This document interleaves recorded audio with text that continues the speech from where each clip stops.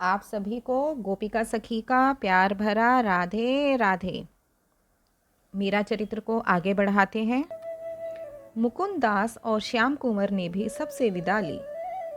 मीरा की कुछ दासियां सपरिवार साथ थीं, जो साथ नहीं चल सकते थे, जिनकी जड़ें अब चित्तौड़ में जम चुकी थी। उन्हें मीरा से स्नेह समझाकर वापस भेजा, किंतु संतों और यात्रियों की टोली तो साथ ही चली। मीरा का लक्ष्य उसे अपनी तरफ पुकार रहा था। वह धीरे धीरे पिछले रिश्तों को सम्मान देकर आगे बढ़ने लगी। उसके हृदय में कहीं दूर से एक ही संगीत ध्वनि सुनाई दे रही थी, और वह ध्वनि थी, चाला वाही देश, चाला वाही देश, प्रीतम पावा, चाला वाही देश। कहो तो कुसुमल साड़ी रंगावा, कहो तो भगवा भेष, चाला वाही देश, चाला वाही देश, प्रीतम पावा, चाला वाही देश। कहो तो मोतियन मांग भरावा, कहो तो छिटकावा केस, चाला वाही देश, चाला वाही देश, प्रीतम पावा, चाला वाही देश। मीरा के प्रभु गिरधर नागर, मीरा के प्रभु गिरधर नागर, सुनियो बिरध नरेश, चाला वाही देश, प्रीतम पावा, चाला वाही देश। 30 वर्ष की आयु में मीरा ने चित्तौड़ का परित्याग करके पुनः मेड़ता में निवास किया। उसके हितैषी स्वजनों, चाकरों और दासियों को मानो बिन मांगे वरदान मिला। हर्ष और निश्चिंतता से उनके आतंकित मन खिल उठे। मेड़ते का श्याम कुंज पुनः आबाद हुआ। कथा वार्ता, उत्सव और सत्संग की सीर खुल गई। मेड़ता का श्याम कुंज उत्सव और सत्संग की उल्लास भरी उमंग से एक बार पुनः खिलखिला उठा। किंतु मीरा के गिरधर गोपाल की योजना कुछ और ही थी। उसके प्राणधन श्याम सुंदर को अपनी प्रेयसी का अपने धाम से दूर रहना नहीं सोहाता था। मीरा ने चित्तौड़ छोड़ दिया। केवल इतनी मात्र से वे संतुष्ट नहीं थे। वे ईकल खोर देवता जो ठहरे, उन्हें चाहने वाला दूसरों की आस करे, यह वे तनिक भी सह नहीं पाते। लेना देना सब का सब पूरा चाहिए उन्हें। जिसे उन्होंने अपना लिया, उसका और कोई अपना रहे ही क्यों। बस ठाकुर जी की इच्छा से राजनीतिक परिस्थितियां करवट बदलने लगी। मीरा के चित्तौड़ त्याग के बाद बादशाह ने चित्तौड़ पर आक्रमण कर दिया। राजपूत वीरों ने घमासान युद्ध किया, पर सफलता नहीं मिल पाई। इस युद्ध में 32,000 राजपूत वीर गति को प्राप्त हुए और 13,000 स्त्रियां राजमाता हाड़ी जी के साथ जौहर की ज्वाला में कूदकर स्वाहा हो गई। इन्हीं बीच पासवान पुत्र वनवीर की राज्य लिप्सा बढ़ चली और उसने एक रात महाराणा विक्रमादित्य को तलवार से मार डाला। राज्य को अकंटक बनाने की लोलुपता में वह वनवीर तो महाराणा के छोटे भाई उदय सिंह को भी मार डालना चाहता था, परंतु पन्ना धाय ने अपने पुत्र की बलि देकर उदय सिंह के प्राणों की रक्षा की। उधर मेड़ता की स्थिति भी अच्छी नहीं थी। उस पर भी भीषण विपत्ति टूट पड़ी। मीरा को मेड़ता आए हुए अभी 2 वर्ष ही हुए थे कि जोधपुर के मालदेव ने मेड़ता पर चढ़ाई कर दी। सामंतों ने समझाया, परस्पर में व्यर्थ का संघर्ष उचित नहीं। जब उनका आवेश शांत हो जाएगा, तब हम सब लोग उन्हें समझाकर आपको मेड़ता वापस दिलवा देंगे। सरल हृदय वीरमदेव जी उन सामंतों पर विश्वास करके मेड़ता छोड़ अजमेर आ गए और वहां से नराणा तथा फिर पुष्कर। भाग्य की रेखाएं वक्र थी जो उनको जगह जगह भटकना पड़ रहा था। मीराबाई भी परिवार के साथ ही थी। सन 1595 में पुष्कर में निवास करते समय मीरा के चिंतन में मोड़ आया। प्रेरणा देने वाले भी वही जीवन आराध्य गोपाल ही थे। मीरा सोचने लगी कि दर दर ठोकरें खाने की अपेक्षा यही उचित है कि अपने प्राण प्रियतम के देश वृंदावन में वास किया जाए। उसे मन ही मन बड़ी ग्लानि हो रही थी कि ऐसा निश्चय वह अब तक क्यों नहीं कर पाए। कुछ सैनिकों और अपनी दासियों के साथ वह तीर्थ यात्रियों की टोली के संग वृंदावन की तरफ चल पड़ी। चाला वही देश की संगीत लहरियां उसके हृदय में हिल्लोर लेने लगी। आज उसका एक एक स्वप्न साकार रूप लेने को तैयार था। वह बार बार वृंदावन नाम का उच्चारण मन ही मन करते पुलकित हो उठती। उसकी भावनाओं को पंख से लग गए थे। वह आज अपने प्रियतम गिरधर लाल के देश जा रही थी और उनके लिए आज उनके बैरागन बनना ही उसका सौभाग्य था। मीरा की अपने प्रियतम के देश, अपने देश पहुंचने की सोई हुई लालसा मानो हृदय का बांध तोड़कर गगन छूने लगी। ज्यों-ज्यों वृंदावन निकट आता जाता था, मीरा के हृदय का आवेग अधमय होता जाता। कठिन प्रयास से वे स्वयं को थाम रही थी। उसके बड़े बड़े नेत्र आसपास के वनों में अपने प्राण आराध्य की खोज में इधर उधर चंचलता से परिक्रमा से करने लगते, मानो वहीं कहीं श्याम सुंदर वंशी वादन करते हुए किसी वृक्ष के नीचे खड़े दिख जाएंगे। मीरा बार बार पालकी रथ रुकवाकर बिना खड़ाऊ पहने पैदल चलने लगती। बड़ी कठिनाई से चंपा, चमेली, केसर आदि उन्हें समझाकर मनोहार करके यह भय दिखा पाती कि अभ्यास न होने से वह धीरे चल रही हैं और अंततः साथ ही चल रहे सब यात्रियों को असुविधा होती है। इसके बाद भी मीरा पैदल चलने से विरत नहीं हो रही थी। उनके पद छिल गए थे, उनमें छाले उभर कर फूट गए थे, किंतु वह इन सब कष्टों से बेखबर थी।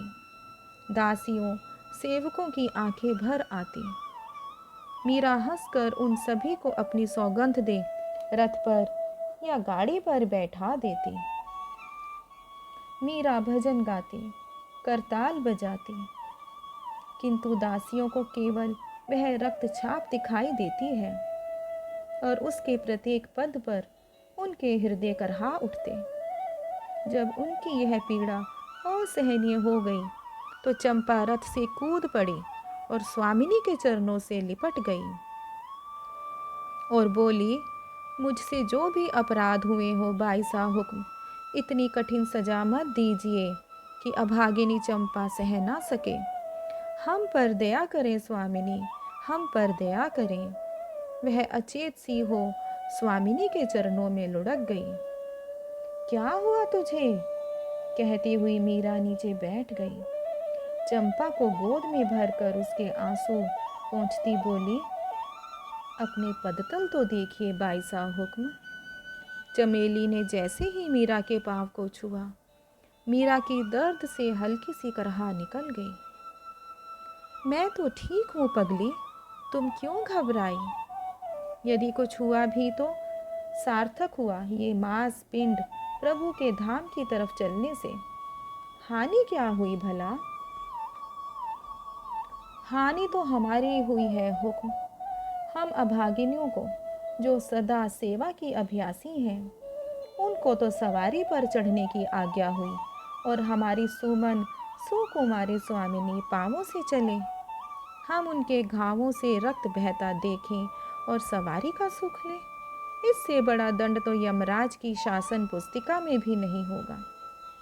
चंपा के इस कथन के साथ ही सभी बरबस हो जोर से रो पड़ी। जो यात्री यह दृश्य देख रहे थे वे भी अपने आंसू रोक नहीं सके। रात होने पर पड़ाव के खेमे में जब चमेली मीरा के घायल तलवों पर औषध लेप लगाने लगी, तब भी मीरा का एक ही आग्रह था, जा, अरे यह सब छोड़, जा, जरा किसी यात्री से पूछकर तो आ कि वृंदावन अब कितना दूर रह गया है। वृंदावन समीप जानकर एकदम से चलने को उद्यत हो उठती। जो यात्री पहले वृंदावन गए थे उन्हें बुलवा कर दूरी पूछती। वहाँ के घाट, वन और कुंजों का विवरण पूछती। यमुना, गोवर्धन और मंदिरों का हाल पूछती। वहाँ की महिमा कभी स्वयं बखान करती, कभी दूसरों के मुख से सुनती। सुबह जब सब यात्रियों की टोली चली तो मीरा के पांव मन की गति पा उड़ने से लगे। उसका पुलकित हृदय शब्दों में आनंद उड़ेलने लगा। चलो मन गंगा जमुना तीर, चलो मन गंगा जमुना तीर, गंगा जमुना निर्मल पानी, गंगा जमुना निर्मल पानी, शीतल होत शरीर, चलो मन गंगा जमुना तीर। बंसी बजावत गावत कान्हा, बंसी बजावत गावत कान्हा, संग लियो बलबीर, मोर मुकुट पीतांबर सोहे, मोर मुकुट पीतांबर सोहे, कुंडल झलकत हीर, चलो मन गंगा जमुना तीर। मीरा के प्रभु गिरधर नागर, मीरा के प्रभु गिरधर नागर, चरण कमल पर सिर, चलो मन गंगा जमुना तीर। कहीं एक साथ नदी, पर्वत और वन देखती तो मीरा को वृंदावन की स्फुरण हो आती। वह गाती, नृत्य करती और प्रणिपात अर्थात प्रणाम करने लग जाती। दासियां पद पद पर मीरा की संभाल करती। बहुत कठिनाई से समझा पाती, भाई साहब अभी वृंदावन थोड़ी दूर है। ब्रज की सीमा पर पहुंचकर यात्रा रोक देनी पड़ी। मीरा धरा पर लौट ही गई। अपना घर, अपना देश देखते ही उसके संयम के बांध टूट पड़े। विवेक तो जैसे प्रेम से परिताड़ित होकर कहीं जा दुबका। आंखों से बहती गंगा यमुना ब्रज भूमि का अभिषेक करने लगी। सारी देह धूली धूसरित हो उठी। थोड़ी देर तक मीरा को दासियों ने कठिनाई से संभाला। संध्या होते होते सब ने वृंदावन में प्रवेश किया। मीरा और उसके दास दासियां यात्री दल से यहाँ से पृथक हो गए और वृंदावन में प्रथम रात्रिवास उन्होंने श्री श्याम सुंदर की लीला स्थली ब्रह्मकुंड पर किया। ब्रह्मकुंड पर वह रात्रि पर्यंत निरंतर अस्पष्ट कंठ से अपने प्राण प्रियतम को पुकारती निहोरा करने लगी। बहुत प्रयत्न करने पर भी वह प्रकृतिस्थ नहीं हुई। किसी प्रकार भी उन्हें 2 कोर अन्न और 2 घूंट पानी नहीं पिलाया जा सका। अपनी प्रेम दीवानी स्वामिनी को घेर कर दासियां सारी रात संकीर्तन करती रही। चंपा ने किसी को डांट कर तो किसी को प्यार से भोजन करने के लिए समझाया। चाहे मन हो या ना हो, पर स्वयं को सेवा के लिए स्वस्थ रखने के लिए हमें इस देह को पुष्ट रखना है, अन्यथा हमारा सेवक धर्म कलंकित होगा। प्रातः होते ही मीरा ने यमुना स्नान की रट लगा ली। यमुना अभी दूर है कहकर उन्हें पालकी पर चढ़ाया गया। चंपा साथ बैठी, लेकिन मीरा के हृदय में इतनी त्वरा थी कि बैठे रहना उसे सुहा नहीं रहा था। वह जिद कर फिर उतर पड़ी कि निज घर में भी कोई पालकी में सवार होता है भला। ब्रजरज का तो जितना हम स्पर्श पाएं उतना ही हमारा सौभाग्य है। वृंदावन धाम, यह तो है ही प्रेम परवश प्राणों का आधार। उनके हृदय सर्वस्व की लीला स्थली, रसिकों का निवास स्थल। दूर दूर से प्यासे प्राण इस लीला धाम को ताकते हुए चले आते हैं। बड़े बड़े राजाओं के मुकुट यहाँ धूल में लौटते नजर आते हैं। महान दिग्विजयी विद्वान रज स्नान करके वृक्षों से लिपट कर आंसू बहाते हुए दिखते हैं। कहीं नेत्र मूंदे हुए आंसू बहाते प्रकंपित पुलकित देहें किसी घाट पर या किसी वृक्ष की छाया में या किसी एकांत कुटिया में प्रेमी जन लीला दर्शन सुख में निमग्न हैं। जिस वृंदावन की महिमा महात्म्य के वर्णन में स्वयं ब्रजराज किशोर अपने को असमर्थ पाते हैं, उसे मैं मूढ़ शुष्क हृदय कैसे कहूँ। सेवा कुंज के पीछे की गली में एक घर लेकर 2 सेवकों और 3 दासियों के साथ मीरा रहने लगी। यद्यपि वह प्रारंभ से ही नहीं चाहती थी कि वृंदावन यात्रा में कोई भी उसके साथ रह आए, पर जिन्होंने अपनी जिंदगी की डोर उसके चरणों में उलझा दी थी, उन्हें वह कैसे पीछे छोड़ आती। आज के लिए बस इतना ही। आप सबको प्यार भरा राधे राधे।